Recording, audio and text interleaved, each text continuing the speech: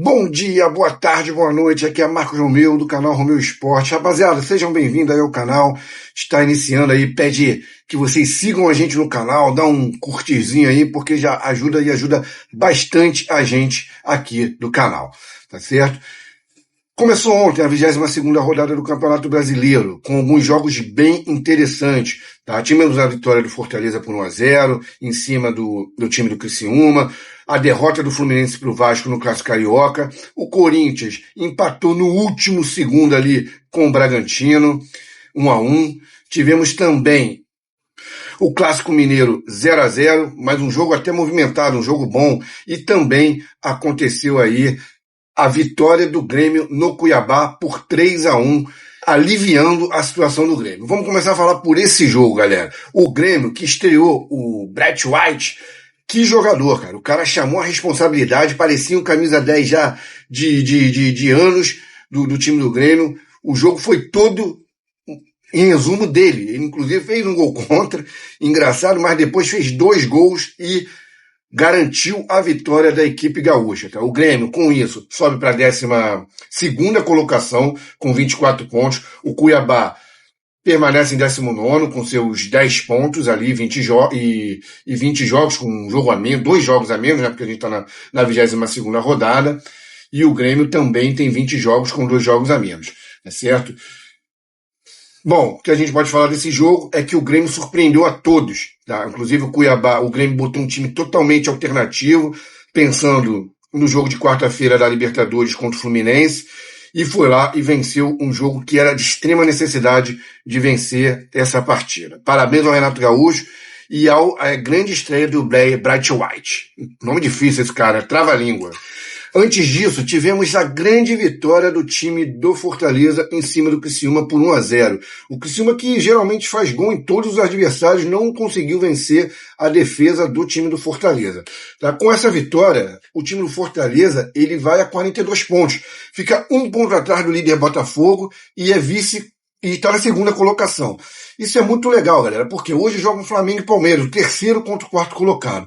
No caso de empate, o Fortaleza vai ficar em segundo lugar. Tá? O Palmeiras, caso vença, ele chega a 40 pontos, não ultrapassa provavelmente nem o Flamengo, porque no caso do desempate aqui, o Flamengo tem muito mais gols, né? Tem muito mais não, tem 14 contra 11 gols no saldo de gols e número de vitórias ali, o Flamengo tem 12 contra 11, empataria no saldo de gols, o Flamengo só se acontecer do Palmeiras meter mais de 3 gols de diferença no Flamengo. No caso de vitória do Flamengo, o Flamengo assume a 2ª colocação e joga o Fortaleza para 3º. Com isso, o Fortaleza então já é 3º colocado no Campeonato Brasileiro, briga pelo título, assim, se você prevê o Fortaleza brigando lá na frente para ser campeão brasileiro, cara, eu vejo o Fortaleza muito constante em todo o Campeonato Brasileiro. O time do Fortaleza não dá mole para ninguém, é um time que joga direitinho, o Vojvoda tem o time na mão ali, dificilmente você vê o Vojvoda fazendo alguma coisa errada, e eu acho que o time do Fortaleza briga pelo título sim, tá? Eu vejo um Botafogo muito forte esse ano, tá? E o Botafogo, inclusive, joga no domingo, né, lá contra o Juventude, na casa do Juventude, e vencendo, para mim, é um passo muito importante, principalmente para espantar esse fantasma do segundo turno. Tá, então depois tivemos aí os confrontos das 21h30. Tá, eu vou falar ali do Cruzeiro e do Atlético Mineiro. O Scarpa fez uma bela partida, tá? O Cruzeiro com ainda vai montando aquele time, né, principal. Eu achei que foi um jogo muito ruim do Barreal. Achei que o Barreal deixou a desejar ali, inclusive precipitado, perdendo algumas chances, mas o time do Cruzeiro mostra ser um time forte, tá? Esse empate, o Cruzeiro vai a 36 pontos, fica na 5ª colocação e o Atlético Mineiro com 29 na 8ª, tá? Quer dizer, são times que estão na parte de cima da tabela. Claro, já vai abrindo alguma diferença, principalmente para o Atlético Mineiro. O líder Botafogo já abre 14 pontos aí, que são mais de 3 vitórias na frente do time do Atlético Mineiro, deixando o Atlético muito para trás, dificilmente brigaria por título. Mas só lembrando que o Botafogo chegou a abrir essa mesma pontuação no passado e abriu mão do título, terminando inclusive na 5ª colocação. Tudo pode acontecer no Campeonato Brasileiro, rapaziada. A galera do Galo não pode perder a esperança. Também tivemos aí às 21h30 o jogo entre Corinthians e Bragantino. O Bragantino jogou bem, tá? O Bragantino que me surpreendeu. Achei que o Bragantino ia sentir ainda os seus desfalques ali, mas o Elinho voltando ao time, realmente ele muda a cara do time do Bragantino. Uma atuação excelente do Elinho, que fez um golaço, deixando a defesa do Corinthians toda no chão. Com toda sinceridade, o zagueirão do Corinthians, André Ramalho, ainda não entrou no jeito. Eu achei ele muito mal ontem. Não só ontem não, cara. Os jogos dele não tenho visto ele jogar bem, não. Tá? É um zagueiro que ainda, na minha opinião, tem que apresentar um bom futebol. Acho que a zaga do Corinthians não melhorou, ainda está muito fraca aí. E o Corinthians achou o gol no último minuto de jogo ali, no finalzinho, no caminhar lá da apagar das luzes já com o Thales Magno. Estrela do Thales Magno brilhou e fez o gol do empate do time do Corinthians. Com isso, o Corinthians é 17º, tem 21 pontos, com 22 jogos. Completa ali o ciclo, fica um jogo a mais do que o Fluminense, o Atlético Goianiense e 2 jogos a mais que o Cuiabá.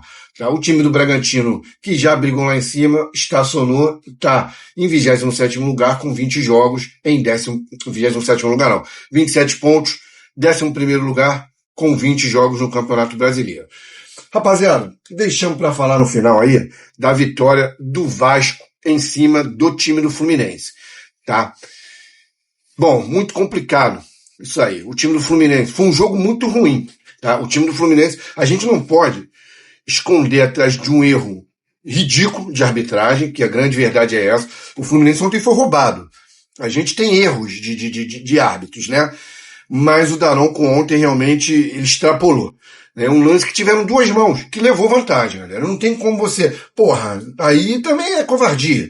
Você pega o lance todo em si, você vê que a bola bate na mão do Léo Pelé bem clara, isso aí inclusive o cego do Daronco viu, e depois, cara, a bola chega a bater na mão do Verratti, que o Verratti chega a levantar a mão, como quem diz, não tocou se entregando, e dá pra ver na imagem que a bola bate na mão do Verratti ali e fica na frente pra ele chutar. Todos ao redor viram ali, os jogadores do Fluminense na hora reclamaram, e inclusive, o jogo que já era ruim, né, um jogo que não teve muita... Você parar pra analisar, pô, o Vasco dominou. O Vasco ficou naquele olé, naquele toque de bola, botando o Fluminense na roda.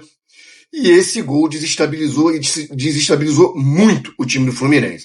Tá? Eu acho que, na minha opinião, o Daronco não é um bom árbitro. O Daronco sempre tem um lance polêmico. Foi semana passada contra o Flamengo, ali, Flamengo e Palmeiras.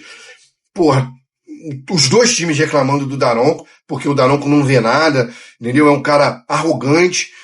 E que não dá mais, tá? Eu acho que já passou do momento dele tomar um gancho, né? Outro gancho que ele já tomou de outras vezes.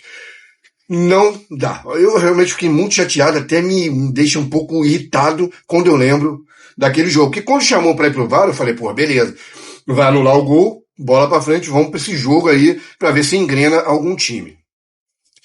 E, surpreendentemente, quando ele voltou, galera, ele validou aquele gol. Cara, é impressionante. Isso aí desestabilizou o Fluminense.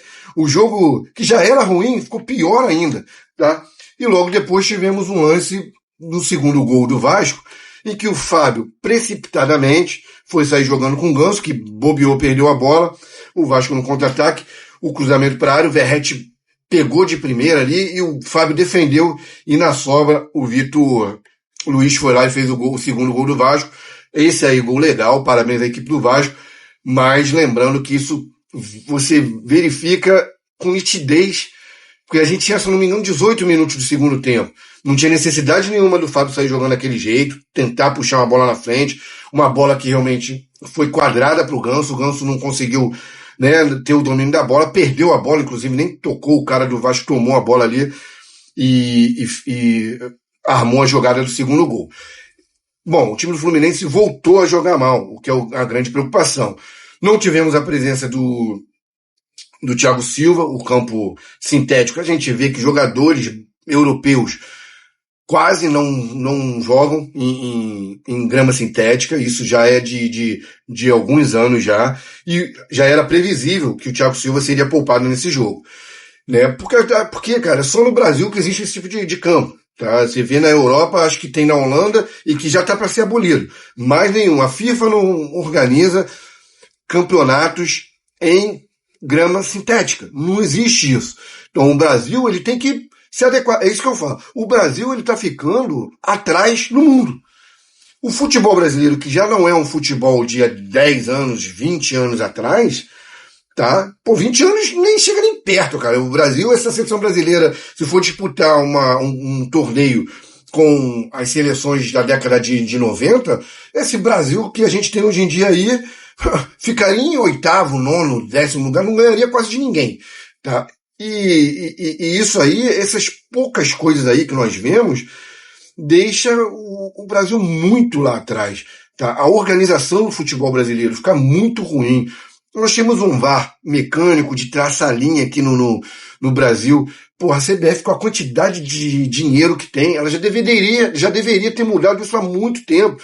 Colocar aquele semi-automático. Você vê na Olimpíada lá, o Brasil fez o gol, a bandeirinha, a juíza apitou e o VAR na hora confirmou o impedimento da jogadora brasileira.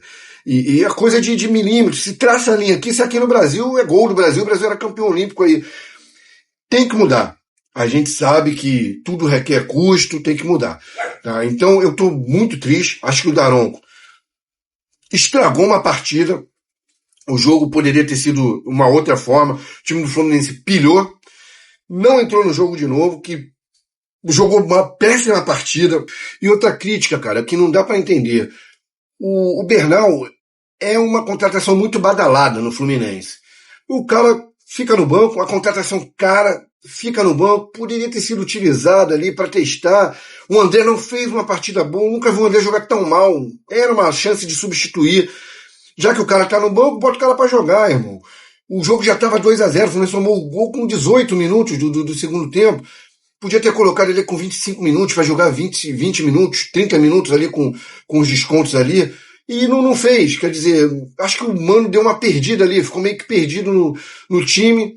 Não contava com o time jogar tão mal, né? Sentiu ali o Thiago Silva, o Inácio não foi bem também no jogo, assim como o time do Fluminense. Esse Cauã Elias é um goleador, mas ele é muito cru ainda, ele não consegue entrar no jogo, ele fica preso na marcação. São críticas que eu faço ao time do Fluminense e que realmente muda muita coisa quando a gente tem os medalhões jogando, né? Eu acho que o Ganso é o grande maestro do time, é quem determina o andar do jogo do time do Fluminense, e o Arias, que também é sempre a válvula de escape do Fluminense. O Arias, mais uma vez, fez uma boa partida, foi o melhor do time do Fluminense, na minha opinião, e vamos ver como é que vai ficar a situação do Fluminense. Com os resultados, galera, o Fluminense é o 18º lugar do Campeonato Brasileiro com 20 pontos, um atrás do Corinthians. Agora a briga passa a ser diretamente com o Corinthians. O Internacional, que joga hoje, né, contra o time do Atlético Paranaense, tem também 21 pontos, mas o Internacional só tem 16 jogos, são 6 jogos a menos, né, não dá nem para colocar o Internacional na briga do rebaixamento por enquanto. Então a briga realmente é contra o Vitória e contra o Corinthians. Então o Juventude joga com o Botafogo, tem 22, são os times ali que estão brigando ali na zona de rebaixamento. Na minha humilde opinião, o time do Vitória é o time mais fraco que joga ali nessa galerinha ali. O time do Corinthians vem muito mal, mas já deu uma levantada. Tá? O time do Fluminense vinha jogando bem, com essa derrota aí a gente espera que volte aquele futebol anterior. Temos um jogo importante no meio da semana na Libertadores da América, contra o Grêmio, jogo difícil, a gente não sabe ainda onde é que vai ser o jogo, porém, o grande foco do Fluminense é não cair no Campeonato Brasileiro, isso não tem como negar. Tá certo, galera? Então é isso. Vamos ver como é que ficam os jogos de hoje. Daqui a pouquinho teremos Botafogo e Atlético Goianiense lá em Goiás, e vamos que vamos. Tá? Um abraço para vocês, não esquece de deixar um likezinho aqui pra gente. Fiquem com Deus, segue a gente no canal e fui!